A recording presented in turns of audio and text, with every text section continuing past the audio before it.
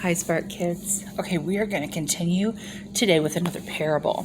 Remember, a parable is a story that Jesus told to teach us a truth. Now, let me ask you a question before I tell you the story. How many of you like bread? How many of you like cinnamon rolls? Oh, my favorite. Well, let me tell you what makes them so good is you take yeast and you put it in warm water and let it dissolve and get kind of foamy. And then you put that into the flour and the sugar and whatever else you're putting in, depending on what you're making, rolls, bread, a kind of bread, whatever.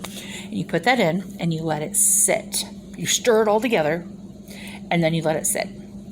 And you let it sit and let that yeast get all through that mixture. And then you punch it down and knead it, like grab it with your hands like this, or use your KitchenAid like I do sometimes and cheat. But you do that and then you let it sit again and it raises and it makes this yummy tasting dough, and then you bake it in rolls or bread or whatever. Wow, I'm getting hungry just talking about it. Well, this is what Jesus says we need to do with ourselves, with believers, as believers, and with good stuff. We need to put good stuff in us and knead it all through us. Have good everywhere, especially in our hearts and in our heads. And when we have good stuff in there, then we need to act on that good stuff. And when we do that, then we are the kingdom of God. Because we've let God into our lives, all through our lives. Just like letting yeast all through bread makes it so good.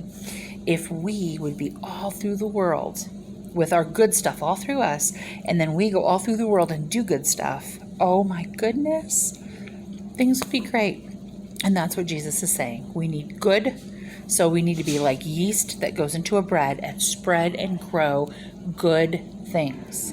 So let's do that. Let's be everything Jesus wants us to be, and then go out in the world and be giving and kind and loving so that people can see how to live.